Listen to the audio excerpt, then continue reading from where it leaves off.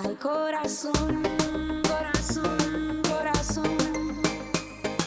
Tus ojos me están llenando solo con verlo. Somos dos, somos dos, somos dos. Y somos dos, somos dos, somos dos. Somos dos, somos dos, somos dos, somos dos, somos todo. Y somos dos, somos dos, somos dos. Y somos dos, somos dos, somos dos.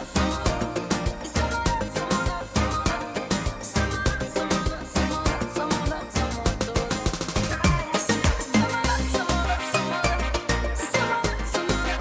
somos dos, somos dos, somos dos, somos todo. Muy buenas tardes, bienvenidos a un nuevo Distintos Parecidos. Estamos arrancando otro programa, otro debate, después de uno intenso ayer, ¿o no? Sí, la verdad que muy lindo y qué ganas de retomar, porque siempre hay mucho más para hablar en cada programa, se nos queda corto. Pero hoy, en el debate de hoy, siento que me voy a rejuvenecer un poco, ¿no? Porque hace mucho que saliste de la escuela.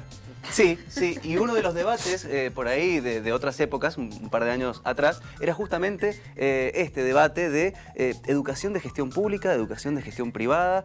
Digo, algo que seguramente sigue estando obviamente en boca de todos, pero bueno, vamos a retomar ciertas reflexiones que en algún momento seguramente hemos atravesado. Seguro, porque aparte desde hace un tiempo venimos escuchando también, ¿no? Bueno, que Argentina no está cumpliendo, o dentro de los rankings internacionales ha caído bastante, bueno, se pone en discusión la educación pública, se hicieron evaluaciones desde el mismo estado, se empezaron a hacer evaluaciones. Bueno, vamos a estar hablando todo ese tipo de cosas y también planteando algo que para mí ha sido una cuestión de análisis siempre, el tema de los contenidos, ¿no? Sí. ¿Qué es lo que vemos en la escuela? ¿Cómo se va ayornando la escuela? ¿Cómo se va adaptando a la vida social de todos los días, ¿no? ¿Qué cambia, obviamente? Y que en definitiva es mucho más importante eso, los contenidos, más que un ranking, no sé. Se puede llegar a una reflexión, más adelante lo vamos a hacer. Empezó con su primera opinión del día. Vamos a arrancar entonces con la presentación del tema, como lo hacemos todos los días, y arrancamos con nuestras invitadas, el debate aquí en Distintos Parecidos.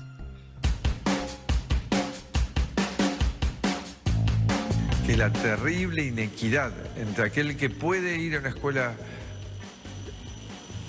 privada versus aquel que tiene que caer en la escuela pública. Lo que uno no puede dejar de pensar es, esa es la educación pública que todos como sociedad, incluso quienes tienen dinero para ir a un colegio privado o carísimo, pero todos tenemos casi la obligación de defender esa escuela pública, de que esa escuela pública sea cada vez mejor. El paro docente no es el camino para mejorar y fortalecer la escuela pública. Nadie va a pagar por un servicio si lo puede conseguir gratis en buena calidad.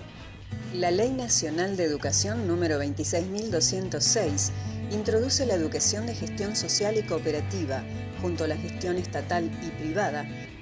Sentía que los docentes iban, no todos, pero una gran mayoría iba por el hecho nada más de cobrar un sueldo, ¿no? Y que no había una mirada enfocada realmente y preocupada realmente en las vivencias cotidianas de los chicos. Estoy buscando jardines para mandar a Nina. ¿Vos te acordás más o menos cuánto pagaban tus viejos la escuela tuya cuando eras chico? Era caro, pero no recuerdo el número, eso no. ¿Vos, Dai? Y sí, era bastante, era caro, la verdad.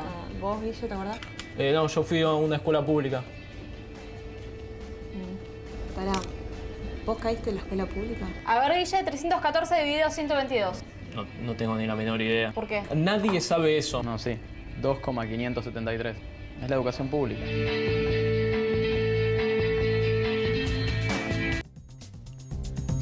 Bien, ahí está presentado el tema y ya se empezaron a ver caras y comentarios acá, así que está buenísimo.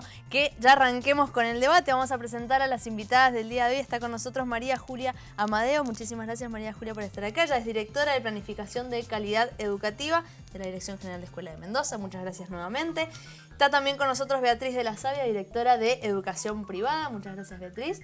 Y Mónica Castilla, decana de la Facultad de Educación de aquí de la Universidad Nacional de Cuyo. Muchas gracias, Mónica, y feliz cumpleaños. Gracias. Vamos a arrancar. La Ley de Educación Nacional, la 26.206, porque le iba a decir 26.206 para hacerlo más común, pero está mal. En el artículo 2 dice: la educación y el conocimiento son un bien público y un derecho personal y social garantizados por el Estado. A partir de ahí, ¿cuál es la situación actual de la educación en nuestro país? La dejo para la que quiera. General, pero ya nos vamos a ir metiendo más en lo particular. En general, a mí personalmente no me gusta contestar preguntas tan generales. Bueno. Porque creo que son diferentes diferentes las realidades en las diferentes regiones de nuestro país. Entonces, decir hoy que la educación en el país está complicada, yo diría la sociedad está complicada, la realidad social cada vez es más compleja y la escuela no está alejada de eso, por lo tanto es un reflejo de lo compleja que es la sociedad actual. Tenemos dificultades económicas, dificultades de encontrar trabajo, dificultades morales en la convivencia, múltiples programas de televisión que nos incitan permanentemente a reírnos del otro y mientras mejor nos reímos más éxito tenemos. No es que apoye esos programas, ni quiero hacer, digamos, una crítica ni una invitación a verlos, pero quiero decir, en una sociedad donde no está valorado el conocimiento, donde no está valorado el esfuerzo, donde hemos ido perdiendo paulatinamente la vivencia de que el esfuerzo y el trabajo y la educación es lo importante para poder progresar, es muy difícil pensar que la escuela va a reflejar otra cosa. ¿Sí? Por lo tanto, creo que la educación que tenemos hoy en nuestras escuelas es un reflejo de la sociedad en la que estamos viviendo. María Julia, en función de lo que nos está diciendo Mónica, ¿cuál sería ahí la función del Estado y de la escuela, fundamentalmente en función de la sociedad que hay, que ella describía? ¿Cuál sería la respuesta del Estado que tendría que haber? Bueno, la escuela en primer lugar es un lugar donde damos garantías de acceder al derecho a la educación. Todos los argentinos hemos decidido que la escuela es un derecho, que educarse es un derecho eso está resguardado fuertemente por la escuela, tanto la escuela de gestión pública como la escuela las escuelas son todas públicas, la escuela de gestión estatal como las escuelas de gestión privada. Entonces, la primera respuesta que tenemos que dar como escuela es la de ser garantía. En otro tiempo, la escuela era el lugar donde estaba albergado el conocimiento. Hoy eso ya no es así. El conocimiento es un bien social que se expande por distintos medios y que se vende también como mercancía. Y entonces la escuela se vuelve nuevamente a constituir un lugar donde el conocimiento tiene que ser puesto en crisis, tiene que ser valorado desde distintos lugares y donde el conocimiento también, ciertos conocimientos son resguardados, conocimientos que los medios, la sociedad, las circunstancias ponen en segundo plano o se les resta valor. La escuela es el lugar donde se los puede defender. A preguntas generales quedan respuestas está bien, pero demasiado de sarmientinos. Te puedo complementar la respuesta de María Julia diciéndote que yo agregaría además que la escuela es un lugar que, o la escolaridad además es un deber y es una corresponsabilidad. Porque todo ciudadano que quiere ser libre y ejercer sus derechos debe educarse para poder hacerlo. Y en segundo lugar, es una corresponsabilidad porque es un ámbito democrático por excelencia. Es donde aprendemos en primera instancia, luego de nuestra familia, a convivir con el otro, a pensar con el otro y a aprender otras pautas de valores culturales, sociales, que son, digamos, no propios quizás del conocimiento en sí mismo, pero que tienen que ver con la vida y la participación social en la comunidad. ¿Se puede hacer esa separación del conocimiento con respecto a esta otra parte que nos estás diciendo vos, que tiene que ver con la vida social? Los educadores partimos siempre de la necesidad de una educación integral, que tiene que ir apuntalada y acompañada de un fuerte componente valorativo, porque todos queremos vivir en una sociedad que logre potenciar lo máximo que podamos los proyectos de vida individuales, pero eso debe ser también una construcción colectiva. Yo no puedo pensar en mí a costa de todos los demás, y eso, la escuela o la escolaridad, es un pilar fundamental para la construcción social. Sí, igual me parece que por ahí lo que mencionabas vos, Fer, puede llegar a darse que muchas veces las escuelas, en esta doble función de los conocimientos por un lado y también lo que mencionabas, que tenemos como reflejo de sociedad en lo que va en valores, en cuestiones éticas y que también tiene que enseñar y ser académico en ese sentido, por ahí la prioridad no la tiene el conocimiento, sino estos valores que muchas veces no se adquieren en el hogar, que es donde tiene que ser, y bueno, y carece por ahí, y esto lo pregunto desde el conocimiento, en las escuelas por ahí se le tiene que dar más prioridad a esto que al conocimiento. ¿Esto se da o no es Y en hasta realidad deberían ir de la mano. Claro. Lo que pasa es que cuando vos tenés una familia en crisis, específicamente, el ámbito propio para el desarrollo de esto es la escuela y transferimos, por eso yo hablo de la escuela como un lugar de corresponsabilidad y de hecho cuando nosotros leemos las leyes de educación vemos que hay obligaciones para el gobierno, derechos y deberes para los docentes, derechos y deberes para los padres y derechos y deberes para los estudiantes, porque de alguna manera tiene que haber una construcción social que sea armoniosa entre la familia y la escuela. El problema es que, bueno, tenemos chicos solos y a veces el reparo termina siendo la escuela como el único resorte o el último donde este chico puede adquirir y moldear estos caracteres propios de la vida democrática, pero debería haber una corresponsabilidad. ¿Y cuánto importante es el tema contexto? Digo, porque, y también les pregunto a ustedes, porque hablamos de educación en general y por ahí hay que sectorizar un poco más porque me imagino que cada escuela debe ser un mundo y cada forma de enseñar en esos lugares debe de cambiar y de modificarse dependiendo también del contexto del niño y la familia. ¿Cuánto importante influye en la educación la familia? Y en cuánto está ausente, porque por ahí es la crítica, por ahí la familia falta en la educación y eso generalmente produce consecuencias a largo plazo. De todas maneras, a mí me preocupa cuando los educadores o los que estamos en lugares de gestión hablamos de la crisis de la familia y la necesidad de que la familia esté y de la familia se comprometa y demás. ¿De qué familia estamos hablando? Una familia tipo que tenemos en la imaginación, de un papá que trabaja nada más que 8 horas y una mamá que está en la casa o por lo menos que trabaja mediodía y el otro mediodía se dedica a los chicos. Esa es una familia tipo ideal que cada vez existe menos, ¿sí? Y por lo tanto, cuando me gusta el término que utilizaste, Beatriz, y creo que es el término justo en el que hay que incidir, es la corresponsabilidad. La corresponsabilidad de los medios audiovisuales de comunicación en la emisión de mensajes, la valoración de valores morales, el resaltar determinados valores y no otros, el Estado que tiene que participar con su responsabilidad lo que corresponde, la familia que tiene que aportar lo que puede y el docente que tiene que comprender que esa familia ideal que leyó en los textos no existe. Y por lo tanto no podemos estar diciendo, y es una madre abandónica. No viene. Cuando yo analizo que esa madre trabaja 10, 12 horas diarias y llega a su casa y no le alcanza el dinero y tiene que hacerse cargo de los niños, de un montón de cosas, o el padre que llega reventado, perdón la expresión, pero es así, que llega cansado porque no tiene posibilidad de mirar qué hizo en la tarea, qué tarea tiene que hacer el niño, entonces decimos, sí, los padres no vienen.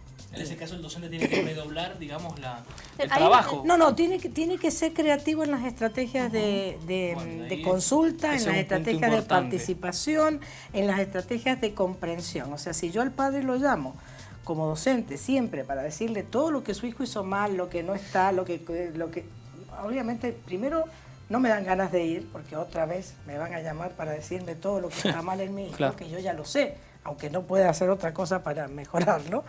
Y por otro lado, no está la corresponsabilidad, siempre hay un otro que me dice lo que tengo que hacer. Entonces, para nuestra mirada, la base de la educación es la corresponsabilidad, como bien dijo Beatriz, perdón, te cambio el nombre, como bien dijo Beatriz, y la importancia de la participación. O sea, si yo me siento partícipe de la educación de mi hijo, aunque no sea con la presencia, sino con los comunicados, hoy con los medios de comunicación, con el WhatsApp y demás, es probable que como padre le ponga más onda a acompañar al docente. Ahora, si los horarios en los que me citan son a las 9 menos cuarto, 11 menos cuarto, porque hay que venir a cambiar al niño para un acto, es muy lindo, me encantaría verlo, me encantaría ir a acompañar a mi hijo, pero si estoy trabajando no puedo.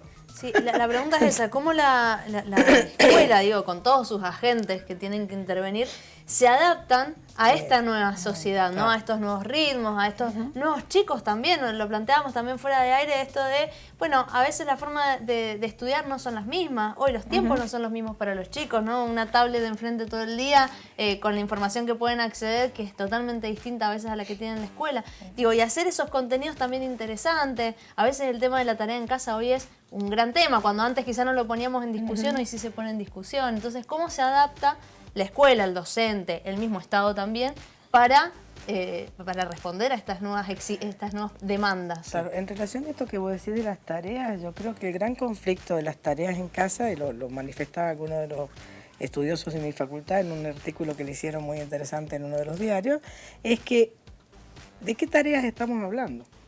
Si las tareas que tengo que hacer en casa son un corte y pegue más de las tantas que y reiteración de contenidos que se trabajaron en el aula, no tiene mucho sentido. Ahora, si la tarea que me dan en la casa es una tarea que me permite integrar, que me permite pensar, que me permite reflexionar, sí tiene un sentido. Eso por un lado. Y la otra situación que decís, ¿cómo se adapta? Y yo creo que el gran desafío que tiene el docente y que tiene la familia es el encontrar espacios de confianza que permitan ser creativos en esto de asumir responsabilidades.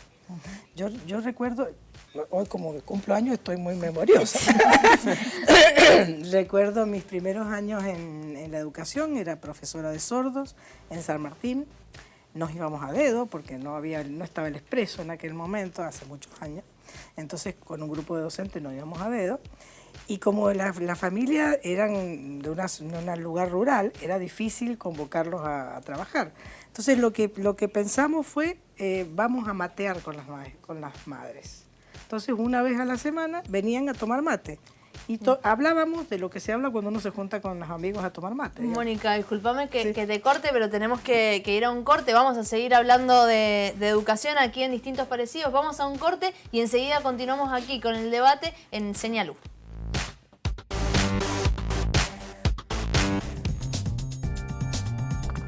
Continuamos en Distintos Parecidos y estamos dando el debate acerca de educación. Ya dijimos que hablarlo de manera general no estaba tan bueno, ¿no? Porque a veces nos perdemos en esto de puntualizar en las cosas y sobre todo que hablábamos, de la Argentina, la educación en Argentina, pero también nos podemos quedar en qué pasa aquí en la provincia, ¿no? Esa puede ser también la pregunta que nos vaya a dar el debate aquí. Pero antes Marcelo quiere ir a algo más general. Sí, por ahí algo más para ir a los números también, porque evidentemente la educación siempre tiene que ser considerada como una inversión, no como un gasto, y en este sentido también me genera la duda saber cuánto del Producto Bruto Interno se está destinando a educación, si realmente se está cumpliendo a rajatabla con lo que dicta la ley, y si este presupuesto, si es que se cumple, por decirlo de alguna forma, alcanza al destino de educación. ¿Cómo ven este tema? ¿Se está cumpliendo o no? Bueno, desde que salió la ley, que es la Ley de Educación Nacional, es más fácil decirla así si no recordás el nombre, el número.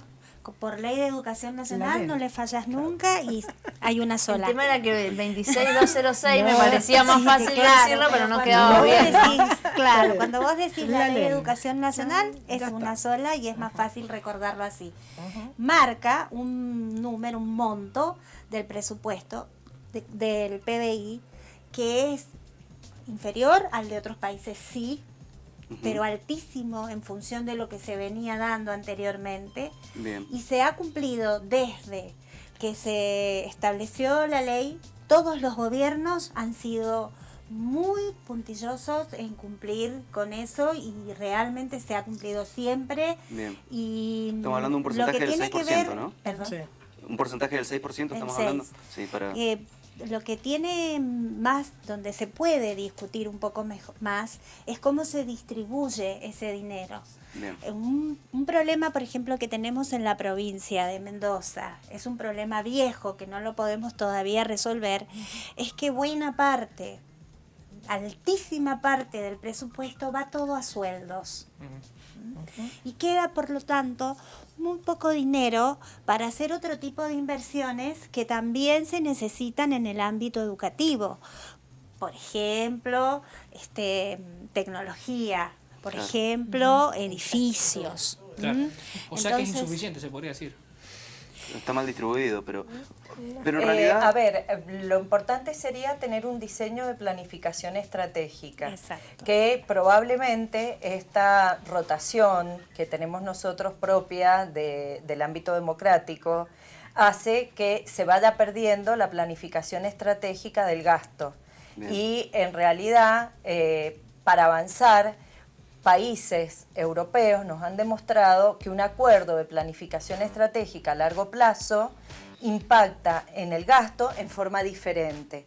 Y quizás ese es uno de los grandes desafíos que tiene hoy nuestro país en materia educativa, poder hacer un acuerdo de planificación estratégica a largo plazo que impacte realmente en el sistema educativo, que al principio será en sueldo, será en infraestructura, pero que con el correr del tiempo a mediano plazo debe ir a lo que debe ir específicamente, que es mejorar el aprendizaje en forma directa de los chicos dentro del aula. Para que nos entendamos, los planes educativos, los planes de educación son quinquenales, ¿sí? Esto quiere decir, por ejemplo, el Plan Argentina Enseña y Aprende, que ha sido establecido el año pasado por el Consejo Federal de Educación, es hasta el año 2021. Si el gobierno resultara reelecto, podría dar continuidad con algo similar por otro periodo más. Si cambia, el próximo gobierno tiene que concluirlo porque el plan está y luego formular el plan que quiere. ¿Cuál es el tema? Cuando podemos tener, que deberíamos tener acuerdos, como dice Beatriz, que pudiéramos hacer planes educativos a larguísimo plazo, a 20 años, a 30 años, que nos trasciendan ampliamente, pero que todos tuviéramos una mirada de continuar con los procesos, porque son procesos largos, los procesos educativos nunca prosperan en un año ni en dos, son de largo alcance. Entonces hay países que han logrado hacer eso. A la Argentina es una deuda que tiene para consigo misma. Lo más que ha llegado a hacer son planes quinquenales. Claro. Porque digo, está este porcentaje alto, ¿sí? de inversión en el presupuesto. Sin embargo, los últimos, y quizás en esto juegan los medios también, lo que se conoce es que Argentina en su calidad educativa, según las evaluaciones de los estándares internacionales, ha caído bastante en esos rankings. Sí. ¿Qué fue lo que falló entonces? Está la inversión, están los recursos, pero no está el resultado. Yo pienso primero que tenemos que contextualizar los resultados que obtenemos. Bien. Todos los países, esto es mundial, cuando han pasado por procesos de expansión de la oferta, ¿qué quiere decir expansión de la oferta? Cada vez abarcar más población. Nosotros, fíjense, hasta no hace mucho tiempo teníamos la escuela nada más obligatoria a partir de los 6 años. Después avanzamos y lo hicimos obligatoria la salita de 5, ahora la salita de 4, el gobierno va por la salita de 3. A su vez hicimos obligatoria toda la escuela secundaria. Esto quiere decir que hemos ido expandiendo el sistema ampliamente. Para que ustedes se ubiquen, en la década del 70, el 50% de los estudiantes que terminaban la escuela primaria pasaban a la escuela secundaria. Hoy tenemos el 98%. Quiere decir que tenemos amplias franjas de la población que antes no estaban adentro del sistema y ahora lo están. Cada vez que un sistema educativo, esto es mundial, ha expandido la oferta, ha disminuido temporariamente la calidad de los resultados. Lo que hay que hacer el esfuerzo entonces ahora es, ya tenemos los chicos adentro, ahora vayamos porque aprendan cada vez más. Por supuesto que esto, ¿por qué es costoso? Es costoso porque vos tenés nuevas poblaciones con nuevas maneras de dialogar. Si hay un llamado, ya te doy la palabra. Nuevas poblaciones con nuevas maneras de dialogar y hay que aprender a dialogar y enseñarle a esas poblaciones. Y eso lleva tiempo, no es fácil. No es fácil. Bueno, vamos a continuar seguramente porque se me vienen varias preguntas con respecto a esto también. Pero tenemos en comunicación telefónica a Cristian Yunes.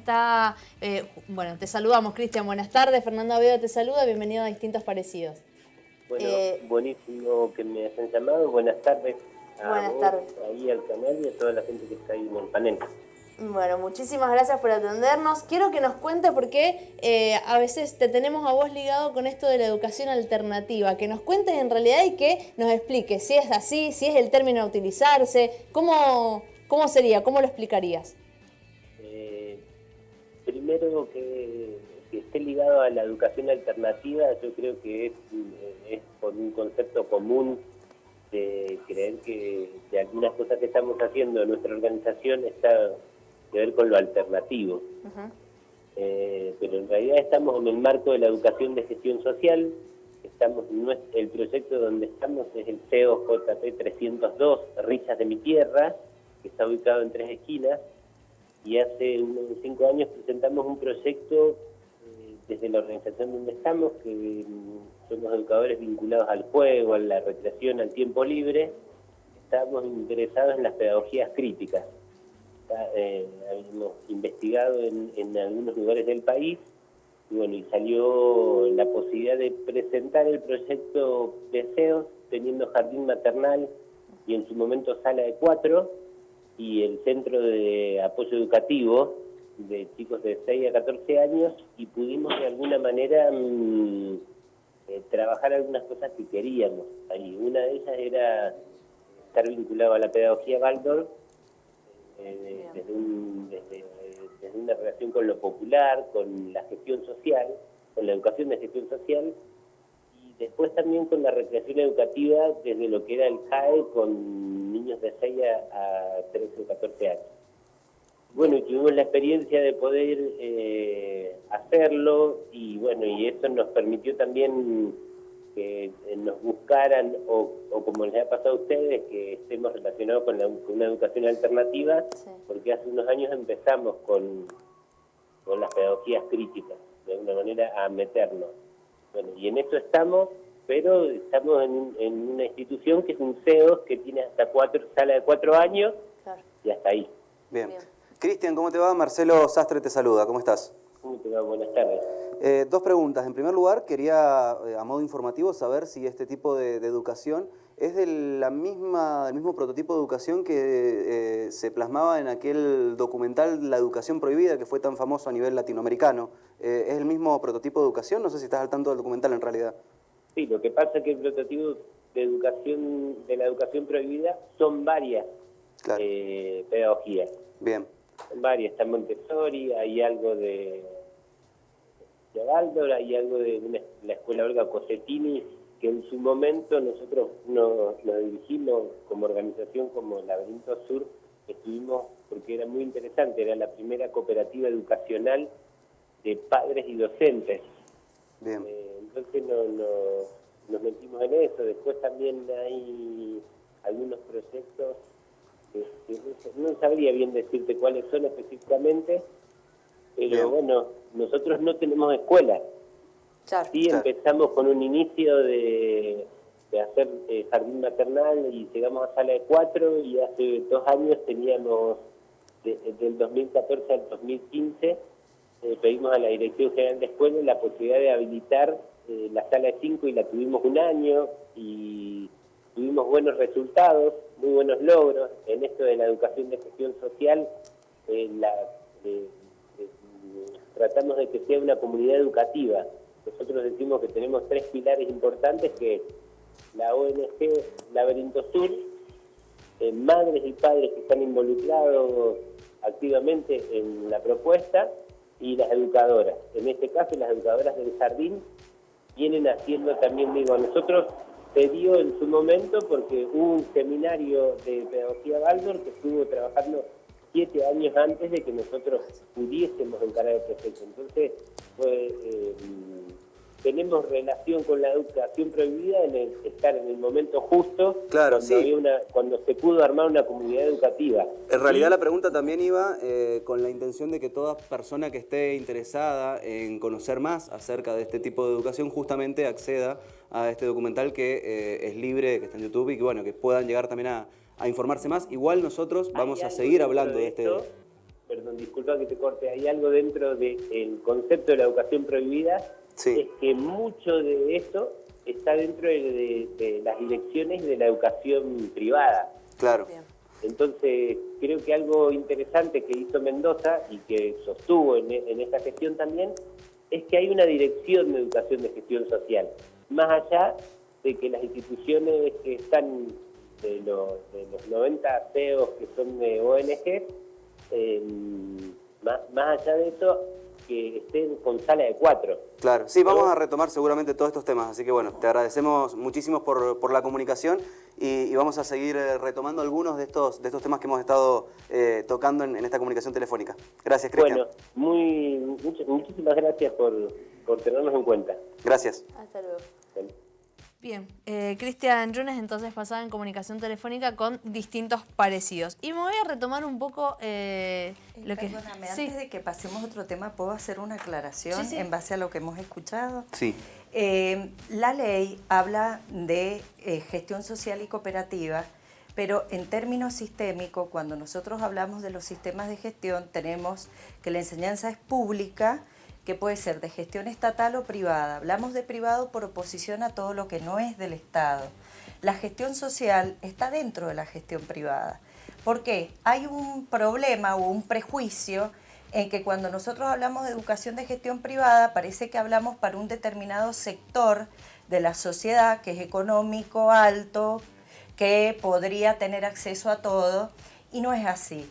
Dentro de la gestión privada hablamos todo aquello que no es de gestión estatal y por lo tanto entran una numerosa cantidad de instituciones sin fines de lucro que son de gestión social o, como le dicen, mal llamadas cooperativas, porque este es un defecto de técnica de la ley, pues desde el punto de vista técnico-jurídico, cuando hablamos de las cooperativas, es una persona jurídica privada, no es estatal. Lo que se modifica es el modo en que se comparten las responsabilidades en la gestión del organismo privado.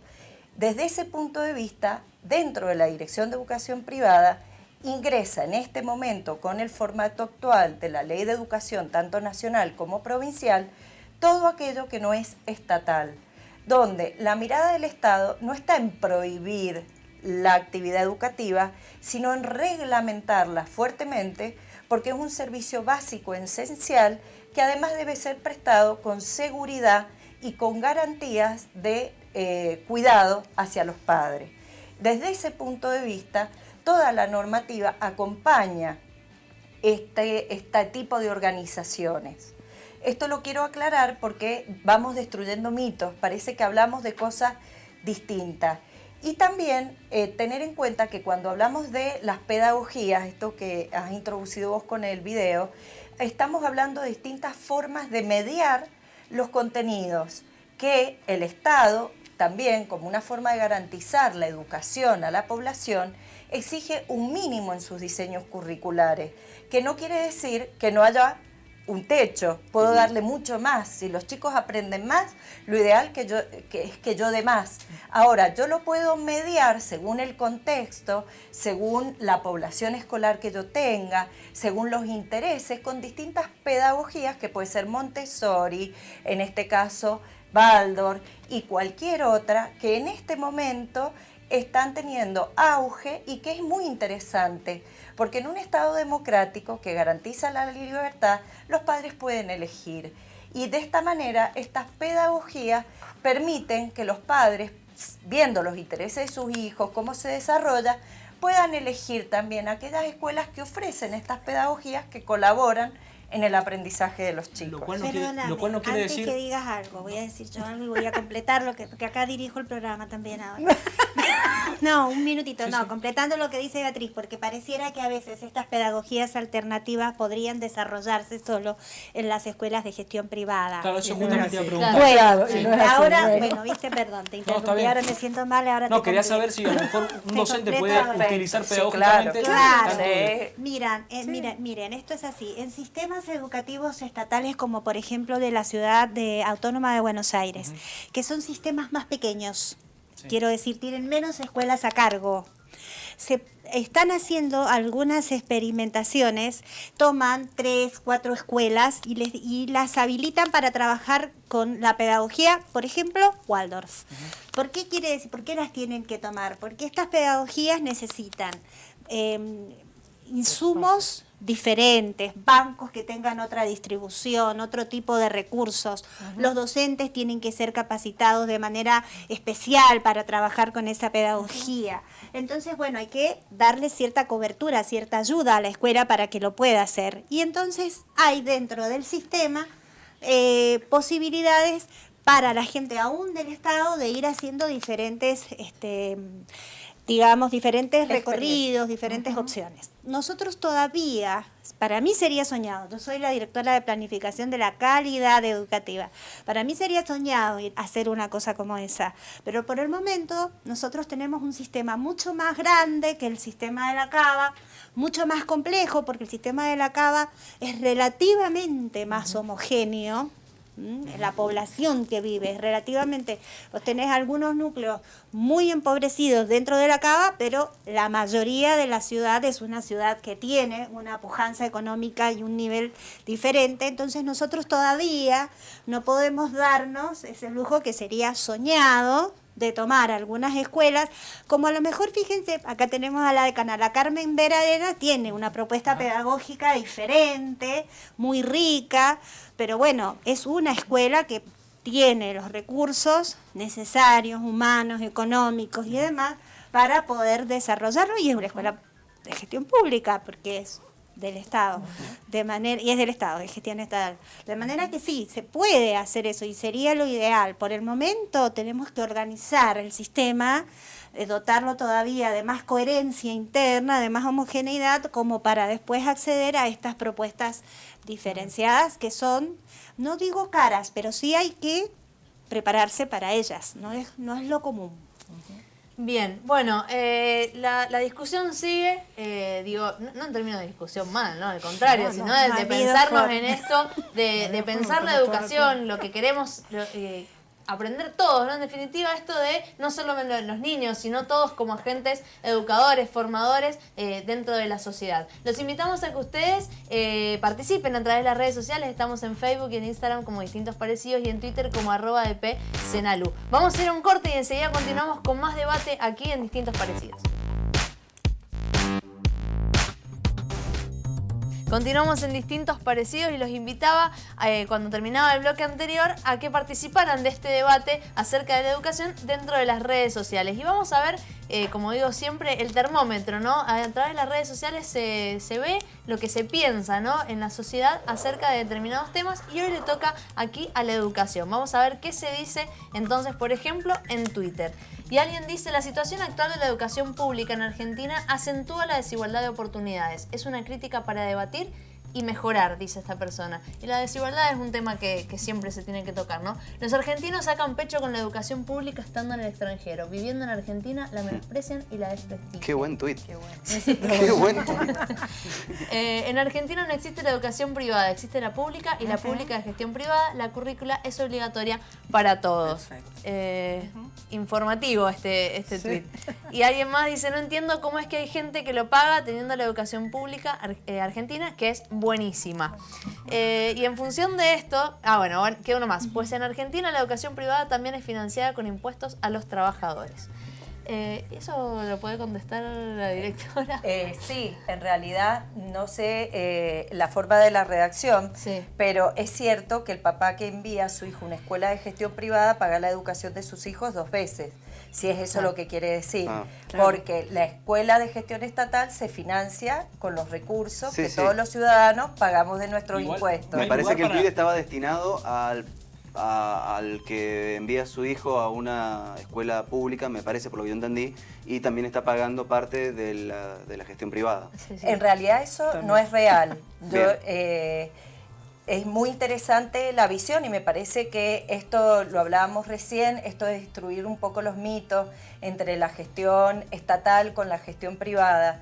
Cuando nosotros hablamos de los subsidios que se brindan desde el Estado a la gestión privada, tiene que ver porque los padres tienen derecho a elegir el tipo de educación que quieren para sus hijos. Un modelo es la educación de gestión estatal y el otro modelo es la educación de gestión privada, que ofrece un abanico de intereses que no son solamente lo que puede moldear un solo ente, que en este caso es el Estado, y puede responder a diferentes intereses. En Mendoza, en la provincia de Mendoza, tenemos un contexto muy heterogéneo donde tenemos distintas confesiones religiosas, por ejemplo, tenemos instituciones que están orientadas más a la educación en términos de tecnología, otras en términos de deporte, y esto hace que el papá elija.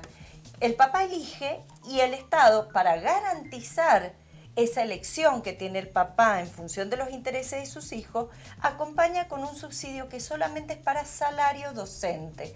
¿Esto qué quiere decir? Que todo lo que es infraestructura, servicios del inmueble, servicios anexos que puede prestar la escuela, todo eso lo paga el papá con la cuota que paga en la escuela. Es decir, que en términos comparativos es muy bajo el impacto del subsidio que hace el Estado a la educación de gestión privada. ¿Y cuál es el vínculo que hay, perdón, Fer, entre el Estado y la Iglesia Católica? Y te pregunto esto porque muchas de las escuelas privadas que hay en Mendoza, en su mayoría, son de la Iglesia Católica. Sí, de la Iglesia Católica, porque tiene una raíz histórica. Ustedes recuerden que en principio la educación esencialmente es privada. Recién cuando se comienza a diseñar el gobierno patrio, comienzan las primeras escuelas del rey con los cabildos, pero Claro. siempre han estado en gestión, o quien un poco monopolizaba el conocimiento eran los religiosos que con la misión evangelizadora a su vez educaban a las generaciones o a la población a la cual ellos iban a evangelizar. Esto hace que haya una raíz fuerte del culto católico, pero no es el único. En la provincia de Mendoza tenemos una importante cantidad de escuelas evangélicas, adventistas, judías y escuelas que no adhieren a ninguna confesión religiosa y que responden a otros intereses. Beatriz, en esto de la mala fama que tiene a veces la educación privada y que nos decía también Mónica el tema de cómo los medios de comunicación actúan en función de esto. Hay que retomar también, por ejemplo, el comentario que hizo nuestro presidente a principio de año cuando estaban presentándose la evaluación Aprender, donde hizo esa comparación de caer en la educación pública y los índices que daba la evaluación ponía la educación privada por sobre la educación pública, o sea, como que tenían mejor resultados.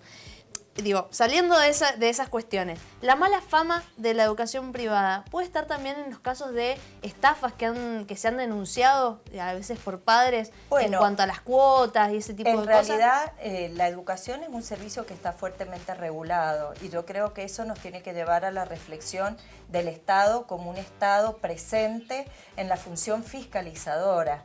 Este es un servicio básico esencial y el Estado debe estar para acompañar y fiscalizar. Las dos cosas, acompañar en lo pedagógico para garantizar la calidad educativa de los chicos y fiscalizar que realmente el servicio sea el que se debe prestar, como ocurre con otra tanta cantidad de servicios que el Estado también participa. Bien. Volvemos entonces a eso del mito para salir de ahí. Yo creo que hay una intencionalidad política en todo lo que hacemos, queramos o no. Está una intencionalidad política de querer influir en la población para que genere determinadas representaciones. A partir del poco feliz, la poca feliz frase sí. Es poco feliz, pero además es muy común, utilizada, digamos, Sí. en otros contextos. Creo que lo que se ha querido es como profundizar el enfrentamiento entre lo público y lo privado. ¿Pero con qué finalidad puede ser?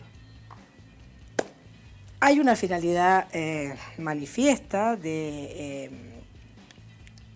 asociar a este gobierno todo lo que tenga que ver con el neoliberalismo.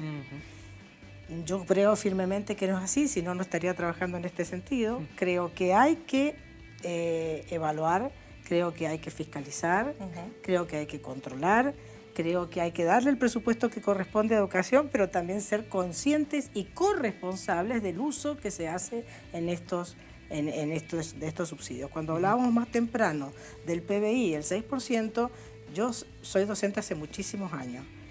Y en estos últimos años, no solo en este gobierno, sino en el anterior, cantidades increíbles de dinero llegaban a las escuelas a través de diversos programas. Programa de un lado, programa del otro, programito del otro, que las directoras, yo veía colegas mías que se habían puesto expertas en rendición de cuentas y en movilización de fondos porque venían para muchas cosas, pero había poca fiscalización de cuál era el impacto real de ese dinero invertido en el resultado de los chicos. Este gobierno entra y comienza con el tema de la evaluación, un tema resistido por todos los sindicatos, por todos los docentes y por todos nosotros, porque tenemos el concepto de que la evaluación es para castigar o para premiar al mejor, y empezamos con el tema del ranking y la meritocracia, que a nadie le gusta. Pero la realidad es que no es posible un Estado dador al que todos entregamos dinero sin alguna fiscalización, algún modo de evaluar. No será el correcto, no será el mejor el que se ha aplicado, pero si no lo empezamos a aplicar, nunca vamos a poder encontrar cuál es la forma de decir, está bien que derive este dinero acá porque los resultados, como bien dijo María Julia, a largo proceso son estos. Claro. Mira, la Ciudad de México tiene un sistema sindical muy importante de docentes. De hecho, muchos de los sindicatos fuertes en México han llegado a la presidencia, no a la presidencia, pero sí a lugares muy importantes de decisión. Y ellos tienen un sistema de evaluación del docente permanente y las mejoras salariales se dan en base a los puntajes y a la capacitación que tiene el docente de grado con especializaciones, maestrías o doctorados.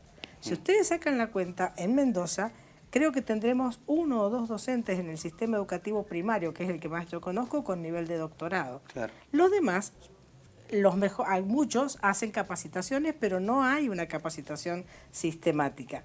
Eso de alguna manera, que están conformes los mexicanos con ese sistema de evaluación, no, por supuesto que lo discuten, pero llevan años discutiéndolos, nosotros recién estamos empezando. Sí. Que no sea la mejor prueba, que estemos todos molestos porque se tomó de tal manera o de tal otra. De todas maneras, si estas acciones no se empiezan a hacer sistemáticamente y a registrar, no vamos a poder saber nunca si lo que estamos invirtiendo en educación, que es una inversión, es positivo o no. Yo quiero decir que la evaluación está fijada en la Ley de Educación Nacional. Bien. Hay un capítulo entero destinado a la evaluación. No es algo que este gobierno haya querido imponer, sino que se da cumplimiento a la ley. El gobierno anterior también evaluaba. Y de hecho hay que ver no tanto que se tomen los operativos, sino qué se hace con la información que se obtiene. Yo quiero decir que hay un programa que se llama Escuelas Faro, que va a comenzar a funcionar en breve. Son 120 escuelas que se han detectado, escuelas primarias, escuelas secundarias, como escuelas más frágiles, con resultados más bajos y a las que hay que ayudar más porque su contexto es más vulnerable, para trabajar con ellas. ¿Por qué son el faro? Porque vamos a ponerlas, nos marcan hacia dónde tenemos que mirar, cómo tenemos que enriquecerlas, con todos los recursos, con todos los programas, con la ayuda, con el acompañamiento. Entonces, no nos tiene que desesperar tanto que evaluemos, sino qué hacemos con los resultados que obtenemos. Comparar escuelas, hacer un ranking de escuelas, decir estas son mejores y estas son peores, decididamente no. Sino encontrar dónde están los puntos débiles, frágiles, vulnerables, a los que hay que proteger, fortalecer, andamiar para que estén mejor. Y en ese sentido en cuanto a vamos. eso, me gustaría agregar antes una experiencia personal. Yo soy docente secundario y recién les preguntaba fuera de aire el tema de que busca que el docente innove, agregue formas pedagógicas de enseñar para que el chico verdaderamente aprenda y no repita como un loro, que por ahí suele suceder eso. Y siento como docente que por ahí nos quedamos un poco solos en ese sentido.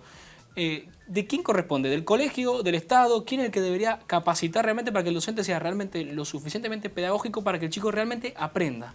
Bueno, a esa respuesta vos tenés distintos niveles de respuesta y distintos niveles de responsabilidades y corresponsabilidades. Tenemos primero la formación inicial docente, que debería estar enriquecida para preparar un docente formado para atender a contextos heterogéneos, porque en realidad el docente se planifica en función de un modelo específico de alumno y generalmente todos miramos el alumno que hemos sido. Esto cuando yo digo la nostalgia de la educación. Cuando yo iba a la escuela, me lo dice mi papá y yo lo escuchaba a mi abuelo, y tratamos de repetir exactamente el mismo modelo en vez de pensar que estos chicos son distintos. No son ni más malos ni mejores, son distintos a los que éramos nosotros, nuestros padres y nuestros abuelos. Eso es la formación inicial. Después tiene que haber un acompañamiento que nosotros desde la Dirección General de Escuela lo estamos haciendo con formación situada, que bueno, puede ser motivo de mejora todavía, Y por supuesto debe haber una iniciativa del director de cada uno de los establecimientos, porque Mendoza tiene un programa que se llama también Mendoza Educa, que es para que cada escuela haga un plan de mejora en función de los resultados de las evaluaciones y pueda fortalecer a su equipo docente en aquellas cosas que siente debilidad. Por eso digo que hay una corresponsabilidad. Y el docente que no debe quedarse dormido, que debe tener la iniciativa. De todos modos, como tenemos una decana, no sé, desde el punto de vista de la formación universitaria, seguramente también hay otras ofertas. No, en la formación inicial nosotros intentamos que nuestros alumnos tengan el mayor abanico de posibilidades de formación. Lamentablemente la cantidad de horas que se tienen y la cantidad de asignaturas y demás a veces lo dificultan. De todas maneras, yo creo que el gran desafío de la formación, cerrando, Mónica, ya cierro, Está bien, pero esto está bien. es importante, es que pudiéramos alguna vez no solo establecer la planificación estratégica como una cuestión como una política de Estado y no de un gobierno particular, pero es un desafío que tenemos los argentinos todavía de unificar los dos sistemas de formación. Bien. Está el Infot como Instituto Nacional de Formación Docente y las universidades que formamos. Este enfrentamiento que diferentes gobiernos han tratado de mitigar todavía no está completo. Hay que mejorar ese sistema. Bueno, les agradecemos muchísimo que han estado. Beatriz, Mónica, muchísimas gracias. María Julia, muchísimas gracias por haber estado acá. Yo, distinta a lo que decía Beatriz, esto de cómo nos poníamos antes en educación en ese momento, yo soy muy crítica de lo que recibí en su momento. Así que está buenísimo que seamos críticos, pero para mejorar, ¿no? Esa es la idea. Agradezco a Coxis por haberme dado la ropa en el día de hoy y planteamos un nuevo debate, como todos los días, para mañana a las 19 horas, un nuevo Distintos Parecidos. Chicos, nos reencontramos mañana. Hasta mañana. Hasta mañana. Chau, chau.